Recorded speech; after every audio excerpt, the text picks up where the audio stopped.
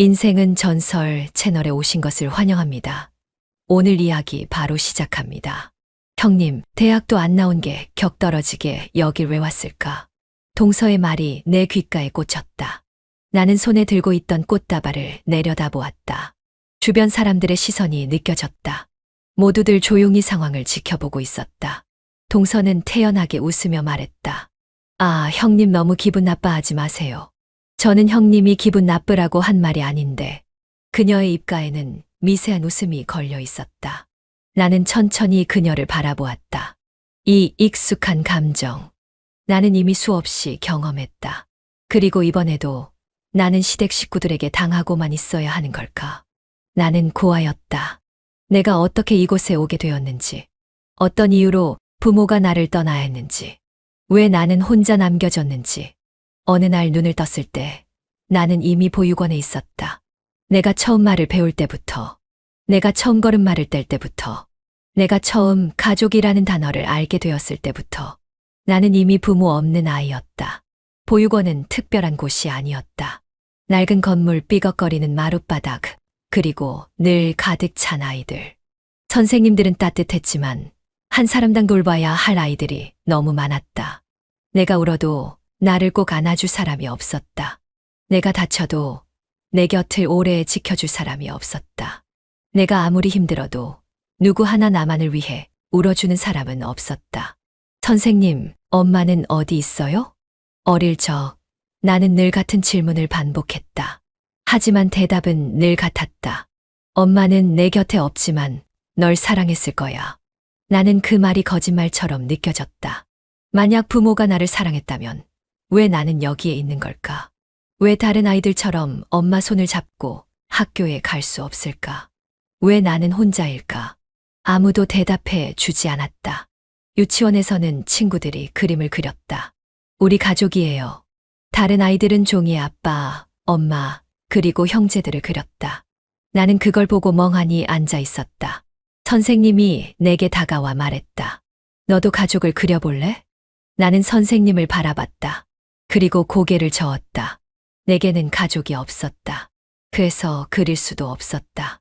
나는 점점 가족이라는 단어를 입에 올리지 않게 되었다. 초등학교에 입학했을 때 나는 내가 다른 아이들과 다르다는 걸 깨달았다. 부모님이 어디 있어? 집이 어디야? 친구들이 묻는 질문에 나는 늘 대답하지 못했다. 그들이 모르는 척 넘어가 주길 바라면서도 한편으로는 나도 평범한 아이였으면 좋겠다고 바랐다. 하지만 그건 불가능했다. 친구들은 부모님이 학교에 올 때마다 자랑을 했다. 우리 엄마가 김밥 싸줬어. 우리 아빠가 나 운동회 때 응원 왔어. 그럴 때마다 나는 창문을 바라보았다. 나는 응원해 줄 사람이 없었다. 그때부터 나는 스스로 강해지는 법을 배워야 했다. 나는 남들보다 빨리 철이 들었다. 친구들이 부모에게 떼를 쓰며 장난감을 사달라고 할 때 나는 내가 원하는 것이 있어도 조용히 참았다. 친구들이 저녁이 되면 집으로 돌아가 따뜻한 밥을 먹을 때 나는 보육원 식당에서 똑같은 반찬이 올라온 식판을 받아들었다. 친구들이 부모님이 사준 새 옷을 자랑할 때 나는 물려받은 헌 옷을 조용히 입었다. 나는 그렇게 모든 걸 감내하는 법을 배웠다. 왜냐하면 나는 그들에게 없는 것이 너무 많았기 때문이다. 나는 부모도 없었고 형제도 없었고 집도 없었다. 나는 남들과 다른 출발선에서 시작해야 하는 아이였다. 나는 점점 웃지 않게 되었다. 나는 점점 기대하지 않게 되었다. 나는 점점 사람들에게 마음을 닫았다. 왜냐하면 기대를 하면 할수록 나는 더 실망하게 될 테니까. 그런데도 나는 한 가지 바람을 품고 있었다. 언젠가는 나도 가족이 생길지도 모른다고. 어쩌면 내 부모님이 나를 찾으러 올지도 모른다고. 하지만 그 기적은 일어나지 않았다. 나는 결국 혼자가 되었다. 시간은 흘러갔다. 나는 초등학교를 졸업하고 중학생이 되었다. 그때부터는 아무도 나에게 가족을 묻지 않았다. 사람들은 내가 부모 없는 아이인 걸 알게 되었고, 나도 그 사실을 숨기지 않았다. 나는 더 이상 기대하지 않았다. 내 인생에서 가족이라는 단어는 사라졌으니까. 나는 혼자였다. 그리고 앞으로도 혼자의 것이라고 생각했다. 하지만 나는 몰랐다. 이제부터 진짜 외로움이 시작된다는 것을. 보육원을 나서는 순간 나는 뒤를 돌아보지 않았다. 나는 울지도 않았다. 그곳에서의 삶은 길었지만 더 이상 돌아갈 곳이 아니었다. 그날 아침 원장님이 말했다. 잘 살아야 한다. 어디 가서 무시당하지 말고. 나는 조용히 고개를 끄덕였다. 하지만 그 말을 듣는 순간 나는 알았다. 세상은 나를 쉽게 받아주지 않을 거라는 걸. 이제부터는 내가 직접 부딪히며 살아가야 한다. 나는 18살에 보육원을 나왔다. 그리고 20살이 되기 전에 나는 이미 수십 개의 아르바이트를 전전했다. 편의점, 식당 서빙, 카페, 마트 진열, 청소. 나는 할 수 있는 건 뭐든 했다. 왜냐하면 내가 아니면 나를 책임질 사람이 없었으니까. 하지만 그런 생활이 계속되면 나는 평생 이렇게 살아야 할 것 같았다. 그래서 생각했다. 나는 무엇을 잘할 수 있을까? 그리고 떠오른 것이 있었다. 이용. 보육원에서 지낼 때 나는 아이들의 머리를 자주 잘라줬다. 처음에는 장난처럼 시작했지만 내 손을 거친 머리를 본 아이들은 너 미용사 하면 되겠다 라고 말했다. 그 말이 머릿속을 떠나지 않았다. 그래서 나는 미용을 배우기로 했다. 낮에는 아르바이트를 하고 밤에는 미용학원을 다녔다. 하루 종일 서서 일하고 퇴근 후에는 손이 부르트도록 가발을 만졌다. 졸린 눈을 비비며 커트 연습을 했고 거울을 보며 스스로에게 말했다.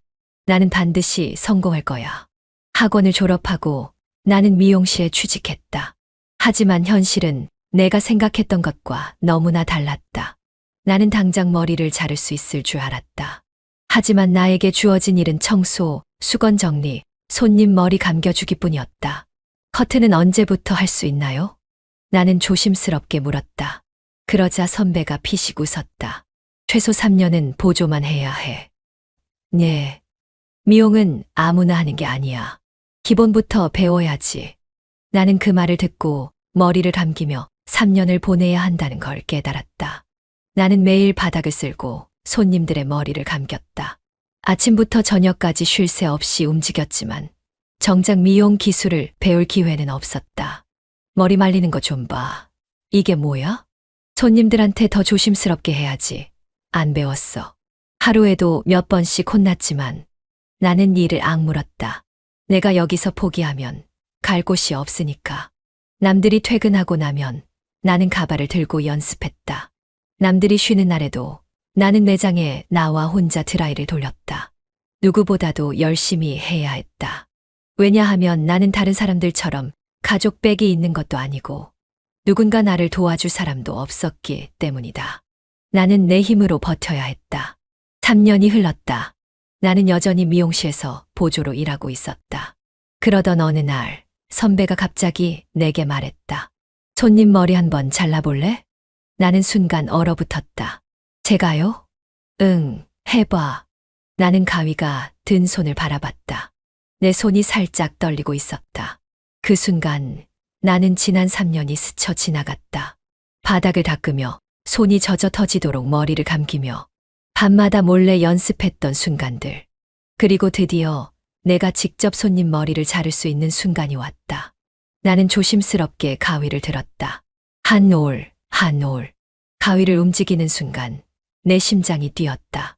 잘한다. 옆에서 지켜보던 선배가 말했다. 나는 그 말을 듣고 손끝이 더 섬세해졌다. 머리 손질이 끝나고 손님이 거울을 바라봤다. 괜찮네요. 마음에 들어요. 그 말을 듣는 순간 나는 처음으로 미용사라는 직업이 얼마나 보람된 일인지 깨달았다. 손님이 자리에서 일어나며 말했다. 다음에도 당신한테 맡길게요. 나는 그 말을 듣고 눈물이 핑 돌았다.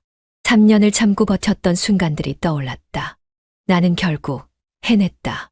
하지만 이건 시작에 불과했다. 이제부터는 진짜 승부가 시작되는 거였다. 나는 이제 남들보다 몇 배는 더 노력해서 인정받아야 했다. 왜냐하면 이 세상은 나를 쉽게 받아들이지 않으니까. 나는 드디어 미용사로 인정받았다. 손님들의 머리를 직접 자를 수 있게 되었고 매장에서도 나를 실력 있는 디자이너로 보기 시작했다. 하지만 그것만으로는 부족했다. 나는 여전히 월급이 너무 적었다. 미용실에서 매니저 자리까지 올랐지만 월급으로는 겨우 생활비를 감당하는 수준이었다. 다른 미용실로 옮길까? 아니야. 그래도 여기까지 올라왔는데. 나는 몇 번이나 고민했다. 하지만 어디를 가든 현실은 똑같았다. 미용사라는 직업은 수입이 일정하지 않았다. 기술직이지만 경쟁이 심한 분야였다. 강남만 가도 100m 간격으로 미용실이 있었다. 나 같은 미용사들은 넘쳐났고 매출이 한정되어 있으니 급여가 오를 가능성도 거의 없었다. 나는 혼자 살고 있었다. 월세, 공과금, 생활비, 그리고 보육원에서 독립한 후 받은 지원금이 끊기면서 내가 벌어들이는 돈만으로 모든 걸 해결해야 했다. 월급을 받으면 절반 이상이 월세로 나갔다. 남은 돈으로 생활을 하면 옷을 사거나 여행을 가는 건 꿈도 못 꿨다. 가끔 손님들이 미용실에서 머리를 하며 이야기하는 걸 들으면 나는 내가 다른 세계에서 살고 있는 것처럼 느껴졌다. 이번에 해외여행 다녀왔는데 남편이 가방 선물해줬어. 그런 말들이 들릴 때면 나는 한숨을 쉬며 손을 더 빠르게 움직였다. 나에게는 그런 생활이 존재하지 않았다. 나는 결혼이라는 단어조차 떠올릴 수 없었다. 누군가를 만나 연애를 하고 가정을 이루는 것. 그런 것은 나와는 상관없는 이야기처럼 느껴졌다. 나는 오히려 연애를 하면 더 불행해질 것 같았다. 예전에 만났던 남자들은 나의 외로움을 이해하지 못했고 결국엔 내가 애정결핍이라는 이유로 떠나갔다. 나는 이제 그런 감정을 소비할 여력이 없었다. 연애를 할 시간도 돈도 없었다. 하지만 그런 나의 삶을 바꿔놓은 사람이 있었다. 그는 미용실이 있는 건물 7층에서 사업을 하고 있었다. 처음엔 그냥 한 명의 손님이었다. 머리 커트 좀 부탁해요. 그는 늘 단정한 모습으로 찾아왔고 나는 다른 손님들과 마찬가지로 최선을 다해 응대했다. 하지만 그는 내게 유독 호감을 표시했다. 커트 정말 잘하네요. 손님들 많으시겠어요. 나는 웃으며 대답했다. 아직 부족해요. 더 배울 게 많죠. 그러자 그는 고개를 끄덕이며 말했다. 겸손하시네요. 그래서 더 믿음이 가요. 그때부터 그는 정기적으로 나를 찾아왔다. 나는 여전히 그를 단골 손님으로만 생각했다. 하지만 어느 날 그는 내게 커피를 한잔하자고 제안했다. 나는 처음에 정중히 거절했다. 손님과 개인적인 만남은 좀. 그는 이해한다는 듯 미소 지으며 말했다. 괜찮아요. 그냥 편하게 얘기 나누는 자리예요. 부담 갖지 마세요. 그렇게 우리는 같은 건물에서 일한다는 이유로 자연스럽게 자주 마주치게 되었다. 나는 서서히 그에게 마음을 열게 되었다. 그는 다른 남자들과는 달랐다. 내게 사랑을 강요하지 않았다. 그는 나의 상처를 억지로 치유하려 하지 않았다. 그냥 나를 있는 그대로 바라봐 주었다. 그와 있으면 나는 내 이야기를 편하게 할 수 있었다. 저는 사실 보육원에서 자랐어요. 나는 다른 사람들에게 잘 말하지 않던 이야기를 꺼냈다. 하지만 그는 놀라지도 않았다. 그렇군요. 그래서 지금까지 혼자 이렇게 열심히 사셨군요. 그는 동정하지 않았다. 그저 내가 살아온 삶을 존중해 주었다. 우리는 점점 가까워졌고 1년이 지나자 그는 내게 프러포즈를 했다. 나는 고민했다. 나는 누군가의 가족이 된다는 게 두려웠다. 하지만 그는 말했다. 혜정아, 이제 혼자 안 살아도 돼. 내가 옆에 있을게. 나는 그의 손을 잡았다. 그렇게 나는 처음으로 가족이 될 수 있다는 희망을 품었다. 하지만 나는 몰랐다. 그의 가족은 나를 받아들일 준비가 되어 있지 않았다는 것을. 나는 한 번도 내게 가족이 생길 거라고 생각해 본 적이 없었다. 보육원에서 자라면서 가족이라는 단어는 남들의 이야기일 뿐이었다. 내 인생에 가족이란 존재하지 않았고 앞으로도 없을 거라 믿었다. 하지만 그를 만나면서 나는 처음으로 내 편이라는 존재를 알게 되었다. 그는 내 외로움을 이해해 주었고 내가 걸어온 길을 존중해 주었다. 나는 그에게 처음으로 약한 모습을 보였다. 그리고 그를 믿기로 했다. 결혼을 결심한 건 오래 걸리지 않았다. 그는 나에게 처음으로 안전함과 안정감을 주었다. 그가 나를 사랑한다고 했을 때 나는 그 말이 진짜라는 걸 알았다. 그는 나를 소유하려 하지 않았고 나를 바꾸려 하지도 않았다. 그냥 나를 있는 그대로 받아주었다. 그래서 나는 그의 손을 잡았다. 혜정아, 우리 결혼하자. 나는 대답했다. 응. 하지만 나는 몰랐다. 이 결혼이 단순히 두 사람의 사랑만으로 이루어질 수 없는 것이라는 걸. 나는 처음으로 시댁이라는 곳에 가게 되었다. 처음 만나는 자리였기에 긴장이 됐다. 나는 예의 바르게 행동해야 한다고 생각했다. 시댁 식구들을 처음 뵙는 날, 나는 최대한 단정한 옷을 입고 정성껏 준비한 선물을 챙겼다. 문이 열리고 남편이 내 손을 잡고 집 안으로 들어갔다. 거실에는 시어머니와 시동생, 그리고 시댁 식구들이 앉아 있었다. 나는 90도로 허리를 숙이며 인사했다. 안녕하세요. 처음 뵙겠습니다. 저는 혜정이라고 합니다. 부족하지만 앞으로 잘 부탁드립니다. 그런데 시어머니의 반응은 싸늘했다. 그녀는 나를 위아래로 훑어보더니 고개를 끄덕이며 말했다. 그래, 너가 미용사라고 했지. 나는 미소를 지으며 대답했다. 네, 헤어 디자이너로 일하고 있습니다. 그 순간 시어머니의 입에서 믿을 수 없는 말이 나왔다. 그리고 고아라고 들었어. 나는 순간 숨이 멎는 듯 했다. 시어머니는 내게 따뜻한 말 한마디 없이 첫 마디부터 내 출신을 물었다. 나는 당황했지만 차분하게 말했다. 네, 저는 보육원에서 자랐습니다. 그러자 시어머니는 헛웃음을 지으며 말했다. 내 팔자에 고아 며느리까지 드릴 줄이야. 순간 거실에 정적이 흘렀다. 나는 입술을 깨물었다. 나는 이런 순간을 수없이 상상했었다. 하지만 현실로 듣게 되니 그 충격은 상상을 초월했다. 나는 겨우 입을 열었다. 어머님, 저는 부족하지만 정말 열심히 살았습니다. 제 직업도 자부심을 가지고 있습니다. 그런데 시어머니는 코웃음을 치며 말했다. 미용사라는 게 뭐 그리 대단한 직업이라고. 그냥 남의 머리나 감기고 손님한테 아부하는 거 아니야? 그 말을 듣는 순간 나는 내 손이 덜덜 떨리는 걸 느꼈다. 하지만 나는 겨우 참고 다시 말했다. 어머님, 저는 제 직업을 소중하게 생각합니다. 그런데 시어머니는 한숨을 쉬며 남편을 바라보았다. 너도 참 대단하다. 어떻게 일부러 찾아도 이렇게 부족한 여자를 데리고 왔니? 고아의 고졸의 미용사. 너한테 무슨 약점이라도 잡힌 거야. 나는 머릿속이 새하얘졌다. 나는 아무 말도 할 수 없었다. 그 순간 남편이 나를 감싸며 말했다. 엄마, 무슨 말씀이세요? 혜정이는 누구보다 착하고 성실한 사람이에요. 하지만 시어머니는 전혀 들으려 하지 않았다. 그때 한 여자가 거실로 들어왔다. 바로 시동생의 아내, 내 동서였다. 그녀는 나를 바라보더니 피식 웃으며 말했다. 어머, 형님, 반갑습니다. 저는 작은 동서예요. 나는 서둘러 인사했다. 네, 처음 뵙겠습니다. 그런데 동서는 나를 빤히 보더니 살짝 웃으며 시어머니에게 말했다. 어머님, 형님이 미용사시라면서요. 역시 사람은 공부를 해야 해요.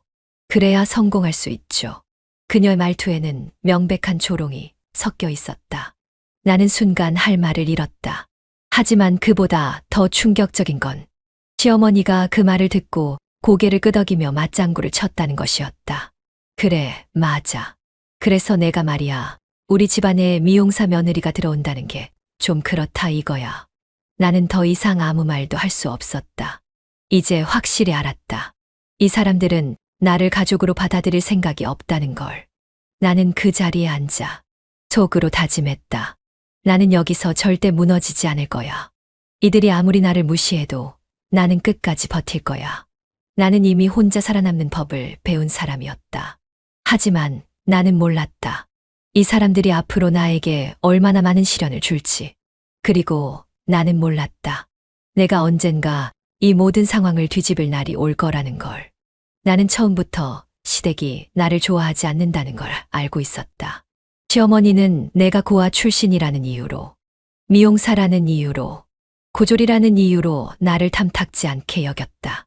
나는 처음부터 가족으로 받아들여지지 못했다. 하지만 나는 그래도 괜찮다고 생각했다.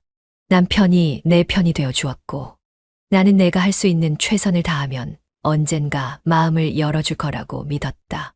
그러나 내 믿음은 동서가 등장하는 순간 깨져버렸다. 동서는 결혼 후 처음으로 시댁에 인사하러 왔다. 그녀는 마치 영화 속 여주인공처럼 등장했다.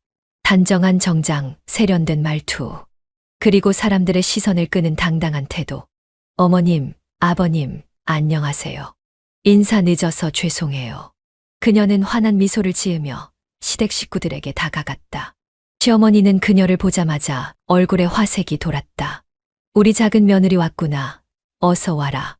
그때 나는 처음으로 시어머니가 며느리에게 따뜻한 미소를 짓는 걸 보았다. 시어머니는 내게는 한 번도 그런 미소를 보여준 적이 없었다. 동서는 시어머니의 기대에 완벽하게 부합하는 사람이었다.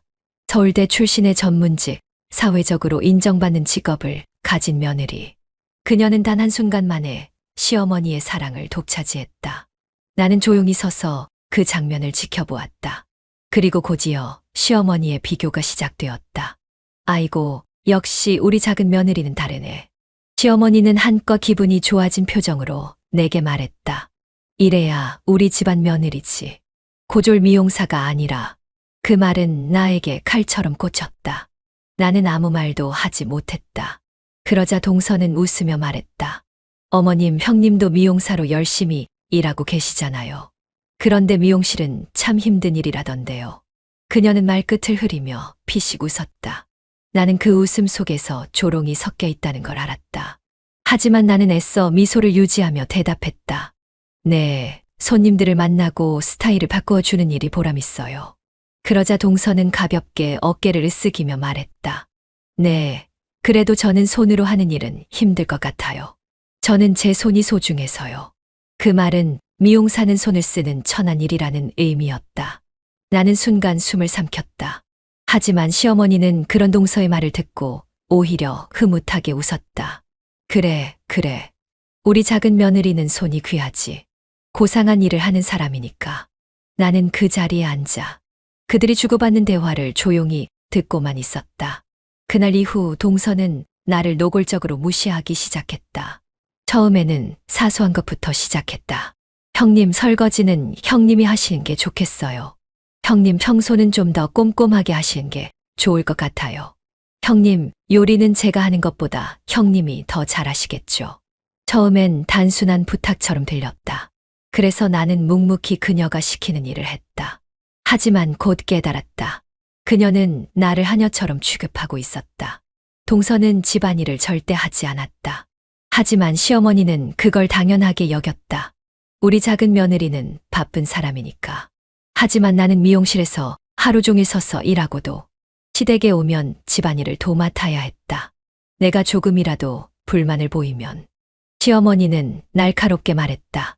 며느리가 그 정도도 못해. 그러면 대체 뭐 하러 시집 왔어? 나는 점점 지쳐갔다. 하지만 나는 버텼다. 왜냐하면 나는 가족이란 것이 무엇인지 알고 싶었기 때문이다. 그러나 동서의 무시는 점점 심해졌다. 어느 날 시댁에서 저녁 식사를 마친 후였다. 동서는 다리를 꼬고 앉아 커피를 마시며 말했다. 어머님, 저는 손을 많이 쓰면 안 되잖아요? 그래, 그래. 너는 소중한 손을 함부로 써선 안 되지. 그 말이 끝나자 시어머니가 나를 쳐다보며 말했다. 야야, 큰 며느리. 너는 미용하느라 손 많이 쓰니까 설거지는 내가 해라. 나는 순간 아무 말도 하지 못했다. 이 집에서 내 위치가 무엇인지 그 순간 확실히 알게 되었다. 나는 아무런 권리도 없고 그들에게 필요한 건 단 하나, 집안일을 해줄 일꾼이었다. 나는 처음에는 참으려고 했다. 하지만 시간이 지나면서 동서는 나를 더욱 노골적으로 깔보았다. 그리고 어느 날 그녀는 내 앞에서 대놓고 말했다. 형님, 미용사도 사자 직업이라고 하던데요. 나는 그 말을 듣고 마른 침을 삼켰다. 그녀의 말 속에는 조롱과 비웃음이 담겨 있었다. 나는 손을 꽉 쥐었다. 하지만 아무 말도 하지 않았다. 왜냐하면 나는 알고 있었다. 이 싸움은 지금이 아니라 더 나중에 시작될 거라는 걸. 나는 조용히 마음속으로 다짐했다. 이 사람들은 나를 무시해도 나는 무너지지 않을 거야. 언젠가는 이 상황을 뒤집어 놓을 거야. 나는 이미 혼자서 살아남는 법을 배운 사람이었다. 그리고 나는 언젠가 그들에게 뼈저리게 후회하게 만들 것이다. 나는 더 이상 기대하지 않았다. 처음에는 시댁에서 가족이라는 느낌을 받을 수 있을지도 모른다고 생각했다. 하지만 시간이 흐를수록 나는 그것이 불가능한 일이라는 걸 깨달았다.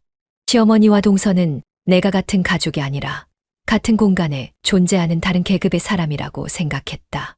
그들에게 나는 고아 출신, 고졸, 미용사일 뿐이었다. 그것만으로도 나를 깎아내리기에 충분했다. 어느 날 시댁에서 저녁 식사를 마친 후였다. 나는 주방에서 설거지를 하고 있었고 거실에서는 시어머니와 동서가 커피를 마시며 이야기를 나누고 있었다. 어머님, 형님은 참 성실하시네요. 설거지, 청소, 집안일까지 아주 완벽해요. 동서의 목소리에는 명백한 조롱이 섞여 있었다. 그러자 시어머니가 피식 웃으며 말했다. 그러게 말이다. 고졸이면 그 정도는 해야지. 공부라도 잘했으면 어디 가서 인정이라도 받을 텐데. 나는 손에 쥔 그릇을 깨버릴 것 같은 기분이 들었다. 하지만 참았다. 나는 이미 너무 많은 걸 참아왔으니까. 그런데 동서는 한술 더 떠 말했다. 사실 어머님, 저는 형님이랑 같은 대우 받는 게 좀 억울해요. 나는 순간 귀를 의심했다. 하지만 동서는 아무렇지도 않게 말을 이어갔다. 아무리 며느리라고 해도 저는 서울대 나와서 사업을 하는 사람이잖아요. 그런데 형님이랑 저랑 같은 대우를 받으면 너무 불공평하지 않아요? 나는 그 말을 듣는 순간 속에서 뭔가가 끓어오르는 걸 느꼈다. 하지만 시어머니는 그 말을 듣고도 말리지 않았다. 오히려 고개를 끄덕이며 맞장구를 쳤다. 맞아, 맞아. 우리 작은 며느리는 공부도 많이 했고 사업도 잘하지. 내가 그동안 며느리 복이 없었는데 너 덕분에 체면 좀 살렸다. 나는 더 이상 아무 말도 하지 않았다. 이미 너무 익숙한 반응이었다. 나는 주방에서 조용히 설거지를 하면서 마음속으로만 다짐했다. 이 사람들은 절대 변하지 않는다. 나는 무시당하는 존재로 남을 수 없다. 하지만 그날 이후로도 동서와 시어머니는 나를 깎아내리기를 멈추지 않았다. 그들은 내가 있는 자리에서 거리낌 없이 내 이야기를 했다. 형님은 미용사라서 그런가 손이 참 빠르시네요. 그러게 손님들한테 아부하는 건 기본이겠지. 고졸이긴 해도 기술은 있으니까 다행이네. 나는 하루에도 몇 번씩 모욕적인 말을 들었다. 처음에는 아무렇지 않은 척했다. 하지만 마음속 깊은 곳에서는 점점 분노가 차올랐다. 나는 그들이 생각하는 것처럼 쉬운 사람이 아니었다.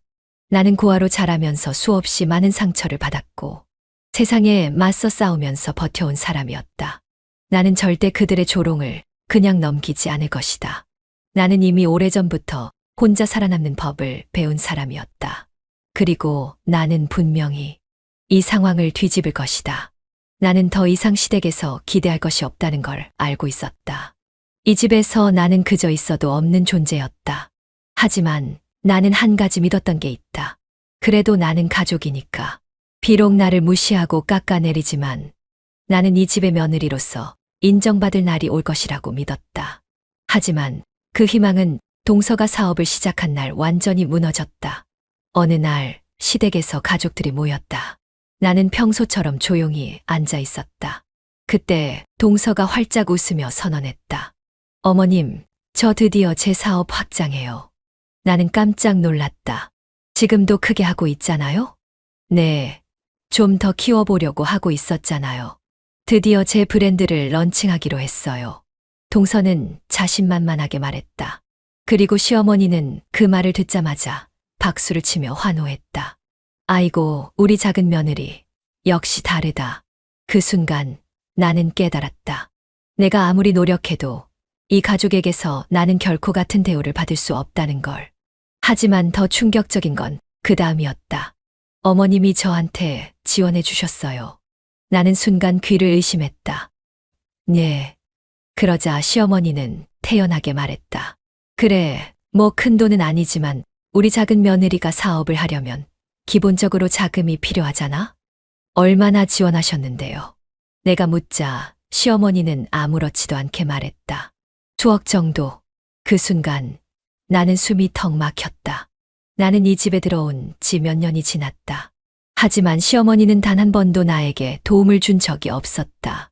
나는 미용실에서 하루 종일 서서 일하고 손님들에게 최대한의 서비스를 하면서도 겨우 생활을 유지하고 있었다. 그런데도 시어머니는 나에게 단 한 푼도 투자하지 않았다. 나는 미용실에서 실력을 인정받고 있었고, 나도 언젠가 내 가게를 차리고 싶었다. 하지만 그런 내 노력은 이 집에서는 아무런 가치도 없었다. 역시 우리 작은 며느리는 다르네. 시어머니는 동서를 보며 흐뭇하게 웃었다. 그리고 동서는 당연하다는 듯 고개를 끄덕였다. 형님도 뭐 나중에 생각 있으시면 작은 가게 정도는 차리시겠죠. 나는 그 말을 듣고 손을 꽉 쥐었다. 작은 가게? 나는 지금도 하루하루 악착같이 살고 있는데 그녀는 내 인생을 단순한 취미처럼 여겼다. 하지만 그것만으로 끝이 아니었다. 나는 시댁의 가족 행사에서도 철저히 배제되었다. 어머님, 우리 개업식 날 다들 오실 거죠? 동서가 밝게 웃으며 말했다. 시어머니는 당연하다는 듯 말했다. 그럼 당연하지. 나는 조용히 그 대화를 듣고 있었다. 하지만 그 누구도 나에게 오라는 말을 하지 않았다. 나는 일부러 확인하기 위해 시어머니에게 물었다.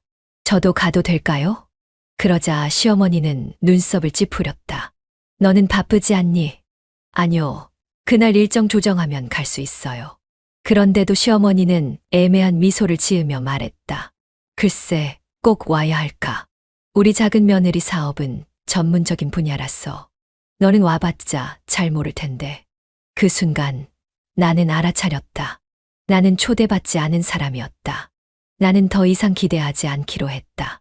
이 사람들은 나를 가족으로 받아들이지 않을 것이다. 나는 그저 남편의 아내일 뿐, 이 가족의 일원이 아니었다. 나는 묵묵히 내 일에 충실했다. 손님들의 머리를 자르고 나만의 스타일을 만들면서 언젠가는 내 힘으로 내 사업을 일으키리라 다짐했다. 하지만 그들이 나를 무시하면 무시할수록 내 안에서 분노가 점점 쌓여갔다.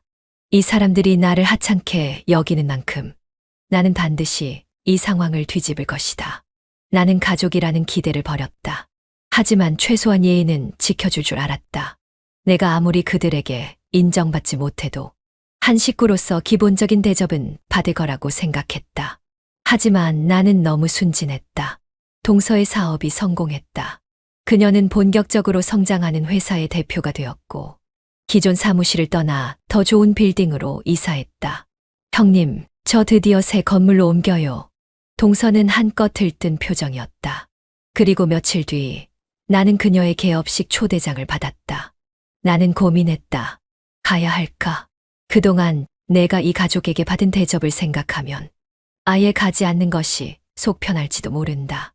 하지만 나는 마음을 바꿨다. 나는 미움받아도 최소한 예의는 지키자. 나는 꽃다발과 작은 선물을 준비해서 동서의 새로운 사업장으로 향했다. 그래, 나도 성의는 보여야지. 나는 스스로 다짐하며 건물로 들어섰다. 그런데 그곳에서 나는 평생 잊지 못할 모욕을 당했다. 개업식에는 많은 사람이 모여 있었다. 다들 화려한 옷을 입고 축하의 인사를 나누고 있었다. 나는 조용히 꽃다발을 들고 앞으로 나아갔다. 동서, 축하해. 건물 정말 멋지다. 나는 진심으로 축하하는 마음으로 말했다. 하지만 동서는 내 손에 든 꽃다발을 힐끔 보더니 가볍게 웃었다. 어머, 형님도 오셨네요. 나는 순간 그녀의 말투가 이상하다는 걸 느꼈다. 응, 축하하려고 왔어. 그런데 그 순간 그녀는 주변에 있던 사람들에게 갑자기 말했다. 여러분, 저희 형님이세요. 어떤 분이신지 아세요? 그녀의 말에 사람들은 궁금한 듯 나를 바라보았다. 그리고 동서는 나를 가리키며 이렇게 말했다. 미용사예요. 대학도 안 나온 사람이죠. 격 떨어지게 왜 오셨대? 그 순간 주변이 조용해졌다. 모두가 내 얼굴을 쳐다보았다. 나는 순간 숨이 막혔다. 너무 황당해서 말이 나오지 않았다. 나는 간신히 입을 열었다. 하지만 동서는 마치 아무렇지 않다는 듯 웃으며 말을 이어갔다. 아니, 형님도 알잖아요? 이런 모임에서는 학벌이 좀 중요하잖아요. 나는 손에 든 꽃다발을 바라보았다. 이게 무슨 상황이지? 나는 축하하러 온 자리에서 대놓고 조롱을 당하고 있었다. 나는 차분하게 말했다. 지금 나를 모욕하는 거야? 그러자 동서는 피식 웃었다. 어머, 형님. 그렇게 기분 나빠하실 필요 없어요. 그냥 사실 말한 건데. 그녀는 주변 사람들을 힐끔 바라보며 말했다. 여러분, 제 형님은요. 대학도 안 나오고 그냥 기술 배워서 일하는 분이에요. 아, 물론 손재주는 좋겠죠. 하지만 여기에 오기엔 좀 안 어울리지 않나요? 나는 더 이상 참을 수 없었다. 나는 그녀를 똑바로 바라보며 말했다. 너 지금 하는 말 취소해. 그런데 동서는 태연하게 커피를 마시며 대답했다. 취소? 어머, 형님 너무 예민하시다. 그냥 팩트잖아요. 나는 더 이상 말을 할 수 없었다. 하지만 그 순간 나는 깨달았다. 나는 이 자리에서 당하고 있을 사람이 아니다. 나는 더 이상 무시당하는 사람으로 남아있지 않을 것이다. 나는 이 모든 걸 뒤집을 것이다. 나는 이제부터 반격을 시작할 것이다. 나는 한 번도 내 감정을 함부로 터뜨린 적이 없었다. 보육원에서 자라면서 나는 감정을 숨기는 법을 배웠다. 참아야 살아남을 수 있었다. 세상이 내게 주어진 환경을 이해해 줄 리 없었으니까. 나는 시댁에서도 참고 또 참았다. 시어머니가 나를 무시해도, 동서가 나를 깔봐도, 나는 가족이니까, 내가 어른이니까라는 말로 스스로를 달랬다. 하지만 그날 나는 더 이상 참을 수 없었다. 여러분, 형님이 당황하셨나 봐요? 동서는 여전히 내 앞에서 웃고 있었다. 그녀의 주변에 있던 사람들도 희죽거리며 수군댔다. 미용사라고? 아니, 그런 분이 여기에 왜 왔대? 격 떨어지는 거 맞지? 좀 안 어울리긴 해. 나는 손에 쥐고 있던 꽃다발을 내려다보았다. 나는 진심으로 축하해 주려고 왔다. 하지만 이들은 나를 초대할 때부터 비웃을 생각이었을 것이다. 나는 천천히 고개를 들었다. 그리고 동서를 바라봤다. 너 지금 뭐라고 했어? 내가 낮은 목소리로 묻자. 동서는 눈을 크게 뜨며 말했다. 어머, 형님. 갑자기 왜 그렇게 화를 내세요? 나는 손을 꼭 쥐었다. 여기서도 참아야 할까? 하지만 이제는 그럴 필요가 없었다. 나는 한 걸음 앞으로 다가가 동서를 노려보았다. 너 같은 사람이 성공한 척하며 떠드는 걸 보니까 어이가 없다. 나는 단단한 목소리로 말했다. 너한테는 성공이 돈으로 보일지 모르겠지만 나는 내가 가진 것 중에 가장 중요한 게 없다고 생각해. 그 순간 동서의 표정이 살짝 변했다. 무슨 소리야? 나는 차분하게 말을 이었다. 너는 돈과 명예는 가졌겠지. 하지만 넌 사람을 존중하는 법을 몰라. 그게 너랑 나의 가장 큰 차이야. 형님, 갑자기 뭐라고 하시는 거예요? 동서는 여전히 웃음을 유지하려 했지만 이미 그녀의 표정은 흔들리고 있었다. 나는 한 걸음 더 다가갔다. 너는 지금까지 나를 무시하고 깔보면서도 내가 아무 말도 하지 않을 거라고 생각했겠지. 나는 주변을 둘러보았다.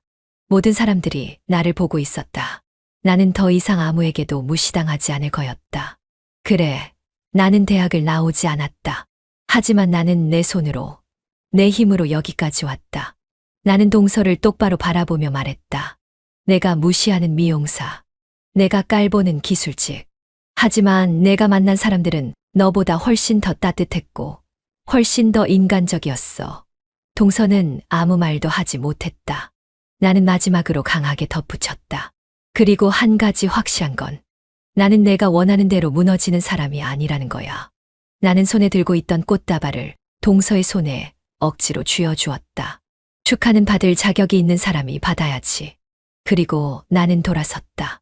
나는 이제 그들을 위해 참는 사람이 아니다. 이제부터는 내가 원하는 방식대로 살아갈 것이다. 나는 오랫동안 내 삶이 이렇게 굴러가리라고 생각하지 않았다. 나는 보육원에서 자란 고아였고 고졸의 미용사라는 직업을 가졌고 시댁에서는 끝없는 멸시를 받으며 살아왔다.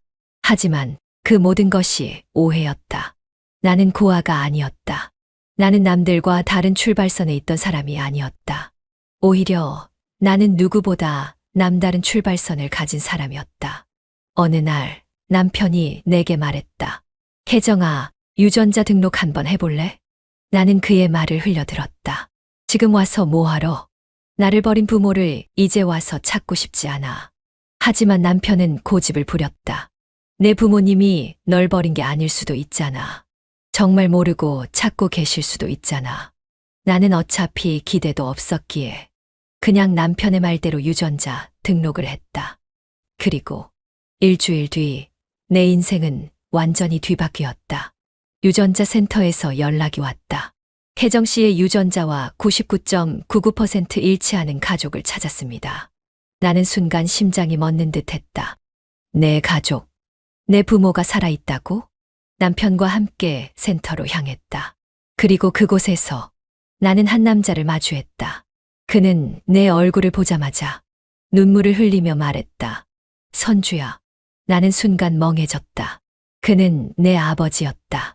나는 처음에는 믿지 않았다. 하지만 유전자 검사는 명확했다. 혜정아, 아니 선주야. 아빠가 널 잃어버린 거야. 버린 게 아니라 도둑 맞은 거야. 나는 머리가 하얘졌다. 도둑 맞았다고요? 아버지는 흐느끼며 말했다. 내가 2살 때 가족 여행을 갔었어. 그때 잠깐 한눈을 판 사이 내가 사라졌어. 그는 계속 말을 이었다. 우리는 온 나라를 뒤졌어. 돈이 아무리 많아도 널 찾을 수 없었어. 나는 그제야 깨달았다. 나는 버려진 게 아니었다. 나는 가장 사랑받아야 할 순간에 부모를 잃어버린 아이였다. 아버지는 단순한 사람이 아니었다. 그는 수백억 대 자산을 가진 대기업 대표였다. 나는 오랫동안 혼자서 바닥을 기며 살아왔지만 사실 나는 누구보다도 강한 배경을 가진 사람이었다. 그리고 아버지는 내게 말했다. 늦게 찾았지만 앞으로 내가 힘든 삶을 살게 두지 않을 거야. 그는 내게 강남 한복판에 있는 빌딩을 소유하게 해주었다. 나는 이제 더 이상 시댁에서 무시당하는 사람이 아니었다. 나는 누구보다도 강한 배경을 가진 엄청난 부잣집 딸이었다. 그러나 이 모든 사실 동서는 모른다. 그녀는 여전히 나를 고아해 고졸의 미용사 따위로 여기고 있다. 나는 그녀가 이 진실을 알게 될 순간을 기다리고 있다. 그 순간 나는 그녀가 얼마나 후회할지 똑똑히 볼 것이다. 나는 오랫동안 기다렸다.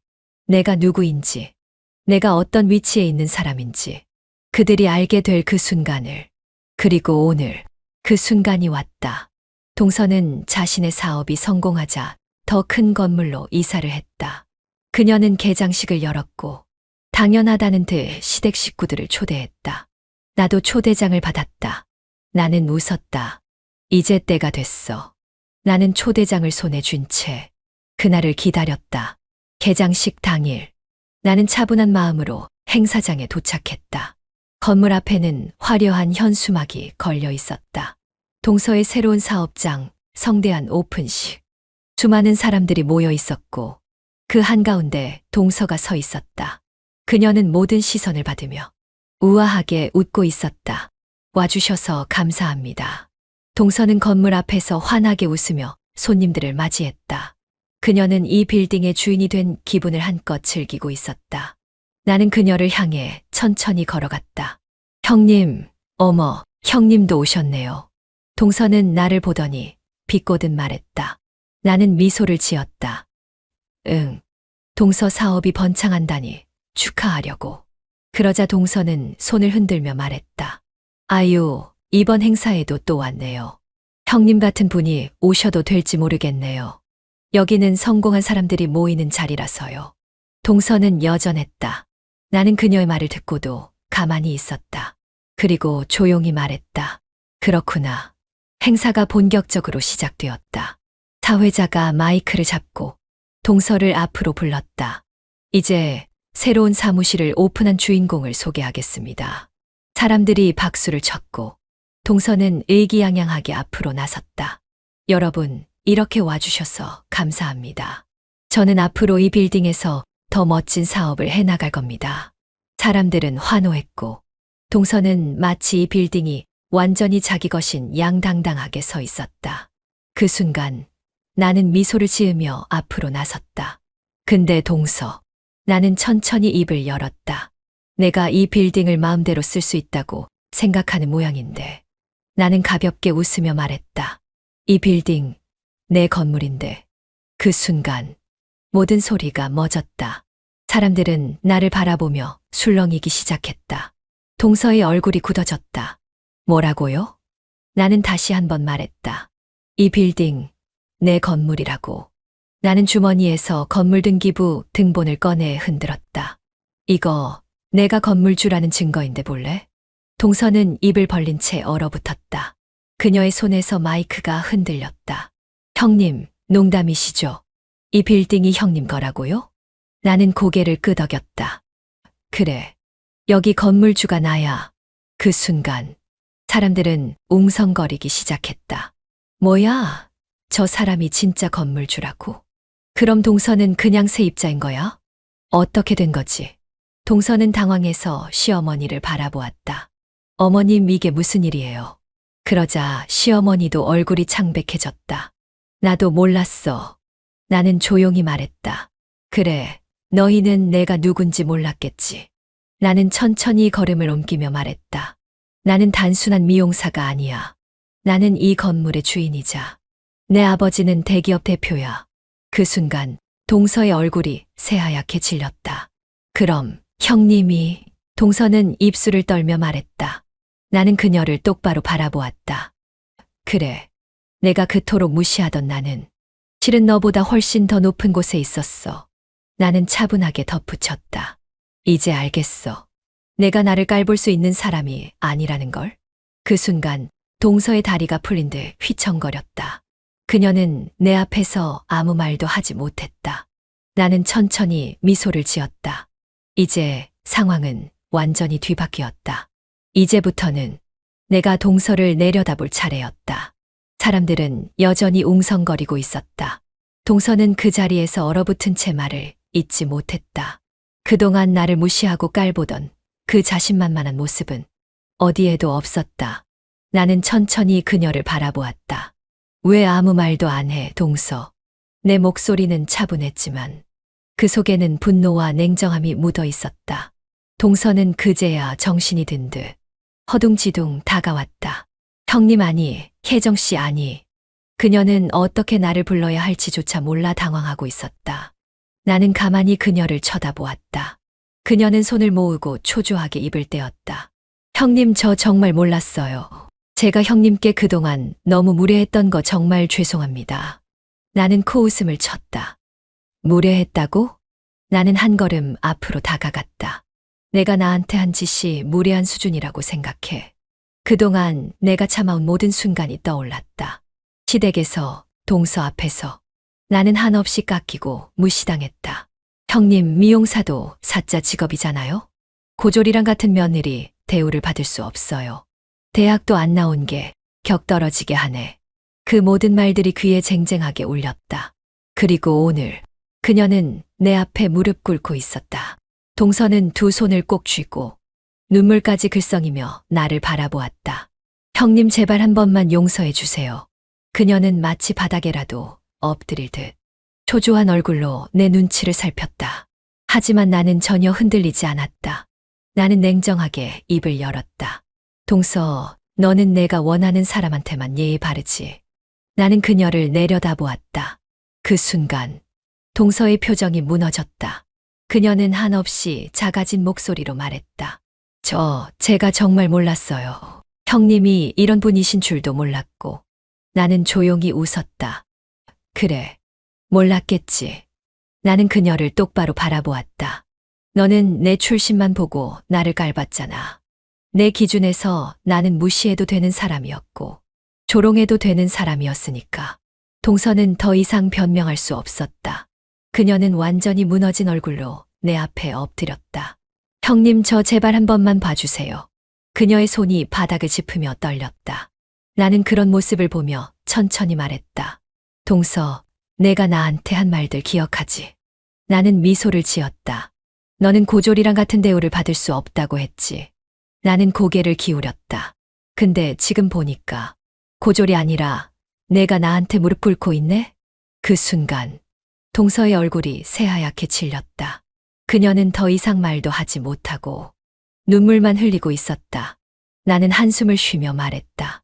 난 쉽게 넘어가는 사람이 아니야, 동서. 나는 그녀를 한참 동안 바라보다가 차갑게 덧붙였다. 너한테는 내가 뿌린 만큼 똑같이 돌아갈 거야. 나는 이제 더 이상 이들에게 휘둘리지 않는다. 이제부터 내가 이들을 휘두를 것이다.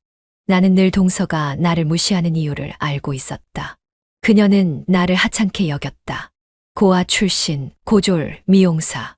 그 기준에서 나는 절대 그녀보다 높은 위치에 있을 수 없는 사람이었다. 하지만 그녀는 몰랐다. 내가 누구인지, 내가 어떤 배경을 가진 사람인지, 그리고 이제 그녀는 그 사실을 뼈저리게 깨닫게 될 것이다.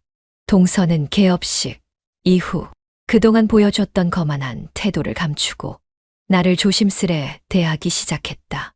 형님 아니, 사장님 아니, 혜정씨. 그녀는 내가 어떤 반응을 보일지 몰라. 여전히 나를 부르는 호칭조차 불안해했다. 나는 피식 웃었다. 왜? 그게 형님, 아니 혜정씨, 저 부탁이 있어서요. 나는 그녀를 가만히 바라봤다. 부탁. 동서는 긴장된 표정으로 내 눈치를 살폈다. 제가 계약을 연장할 수 있을까요? 나는 테이블에 손가락을 가볍게 두드렸다. 연장. 네, 아무래도 여기에서 계속 사업을 운영해야 할 것 같아서요. 나는 천천히 커피잔을 내려놓았다. 그럼 내가 너한테 하나만 물어볼게. 나는 그녀를 똑바로 바라보았다. 너는 나한테 기회를 줬었니? 나는 이제 동서의 사업이 어떻게 굴러가는지 모든 걸 알고 있었다. 그리고 그 사업을 움직이는 중심에 누가 있는지도. 바로 내 아버지. 동서는 몰랐다. 그녀가 그렇게 자랑스럽게 말하던 사업이 내 아버지와 직간접적으로 연결되어 있다는 것을. 나는 조용히 웃으며 말했다.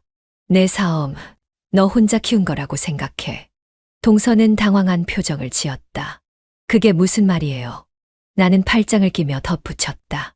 너는 내가 실력 하나로 여기까지 왔다고 생각하겠지만 내 사업이 유지될 수 있었던 건 내가 모르는 곳에서 누군가가 길을 열어줬기 때문이야. 나는 잠시 말을 멈췄다. 그리고 그녀의 눈을 보며 덧붙였다. 그게 바로 우리 아버지였고. 그 순간 동서의 얼굴이 창백해졌다. 동서는 황급히 내게 다가왔다. 형님 아니, 혜정씨 무슨 말씀이세요? 사돈어른께서 제 사업과 관련이 있다고요? 나는 가볍게 고개를 끄덕였다. 그래. 나는 천천히 말을 이었다. 우리 아버지는 내 사업과 연결된 몇몇 투자자들과도 직접적인 관계가 있어. 그리고 내 사업이 성장하는 과정에서도 우리 아버지 회사가 협력했던 부분이 많고. 나는 그녀를 가만히 바라봤다. 쉽게 말하면 내가 마음만 먹으면 내 사업은 하루아침에 무너질 수도 있다는 거지. 그 순간 동서는 의자에 주저앉았다. 그럴 리가 설마. 그녀는 떨리는 손으로 휴대폰을 꺼내 뭔가 확인하려 했지만 이미 그녀도 알고 있었다. 이건 현실이었다. 동서는 그제야 내가 있는 위치를 깨닫기 시작했다. 그동안 그녀는 내게 비웃음을 지었다. 미용사, 고졸, 고아 출신. 그녀는 나를 자신보다 훨씬 낮은 사람으로 여겼다. 하지만 이제 그녀는 알게 되었다. 내가 더 높은 곳에 있다는 걸. 나는 그녀를 내려다보며 말했다. 너는 늘 나를 갈봤지만 이제 내가 있는 자리가 얼마나 초라한지 알겠어. 동서는 눈물을 흘리며 내게 사정했다. 혜정씨 아니, 형님. 제발 한 번만 기회를 주세요. 나는 미소를 지었다. 나는 그녀를 도와주지 않았다. 나는 그녀를 내쫓지도 않았다. 그저 내가 가진 힘이 그녀에게 어떤 영향을 미치는지 보여줬을 뿐이었다. 동서는 결국 사업을 확장할 기회를 잃었다. 그리고 그녀는 나보다 한참 아래에 있는 사람이 되었다. 나는 여전히 내 꿈을 이루며 성공 가도를 달렸다. 그리고 나는 한 가지 깨달았다. 나를 무시했던 사람들은 결국 내 발밑으로 떨어졌고 나는 더욱 높이 올라가고 있다는 사실을. 이제 나는 더 이상 누구에게도 억눌리지 않는다. 그리고 동서는 이제 더 이상 나와 비교조차 할 수 없는 사람이 되었다. 나는 오래전부터 꿈꿔왔다. 남들처럼 평범한 가정을 꾸리고 사랑받으며 살고 싶었다. 하지만 나는 평범한 인생을 살 수 없었다. 고아로 자라며 외로움 속에서 악착같이 버텨야 했고 세상은 나를 무시했고 시댁에서는 멸시당하며 살아왔다. 그런데 이제는 모든 것이 달라졌다. 나는 더 이상 그들의 무시를 당하는 사람이 아니다. 나는 돈, 성공, 사랑, 그 모든 것을 가진 사람이 되었다. 나는 다시 동서를 만났다. 그녀는 사업 확장에 실패했고 더 이상 예전처럼 자신만만한 태도를 보이지 못했다. 그녀는 내 앞에서 눈물을 흘리며 후회했다. 형님, 저는 정말 잘못했어요. 나는 차가운 미소를 지었다. 이제 와서 후회해. 동서는 눈물을 훔치며 말을 이었다. 그땐 몰랐어요. 형님이 이렇게 대단한 분인 줄도 몰랐고. 나는 천천히 그녀를 바라봤다. 내가 몰랐던 건 내가 대단한 사람이어서가 아니야. 나는 단호하게 말했다. 내가 처음부터 사람을 판단하는 기준이 잘못된 거야. 나는 그녀를 조용히 내려다보았다. 너는 내가 원하는 사람한테만 친절했고, 내가 무시해도 된다고 생각하는 사람에게는 함부로 대했지. 나는 덧붙였다. 그게 내가 내 앞에서 무릎 꿇고 후회하는 이유야. 동서는 다시 한번 나를 바라보며 흐느꼈다. 하지만 나는 그녀를 용서할 생각이 없었다. 시어머니도 변했다. 그녀는 내가 엄청난 부잣집 딸이라는 걸 알고 나서부터 태도를 완전히 바꿨다. 세아가, 우리 세아가. 이전까지 나를 무시하던 그녀는 이제 나에게 친근한 척하며 다가왔다. 하지만 나는 그런 그녀와 거리를 두었다. 어머님, 그렇게 말씀하실 필요 없어요. 나는 담담하게 웃으며 말했다. 우린 그냥 시댁과 며느리 사이일 뿐이잖아요? 시어머니는 당황한 얼굴을 했지만 나는 더 이상 그녀에게 기대할 것도 증명할 것도 없었다. 나는 이미 그녀와 다른 세상에 살고 있었다. 나는 더 이상 시댁과 엮이지 않았다. 나는 남편과 함께, 그리고 친부모님과 함께 내가 원하던 완벽한 삶을 살아가고 있었다. 나는 강남에 내 이름을 건 대형 미용 브랜드를 만들었고 내 미용실은 전국적으로 확장되었으며 나는 성공한 사업가로 자리 잡았다. 그리고 나는 사랑하는 가족들과 함께 행복한 인생을 살아가고 있었다. 나는 과거를 돌아보았다. 나는 한때 고아였고 고졸이었고 미용사였다. 사람들은 나를 깎아내리고 무시했다. 하지만 그런 것들은 아무 상관이 없었다. 나는 누구보다 열심히 노력했고 그 결과 나는 최고로 빛나는 삶을 살게 되었다. 나는 더 이상 과거의 나가 아니었다. 나는 완벽하게 성공한 사람이다. 그리고 나는 더 이상 누구에게도 무시당하지 않는다. 이제 나는 내 인생을 내 방식대로 살아갈 것이다. 그리고 나는 빛나는 삶을 살아갈 것이다.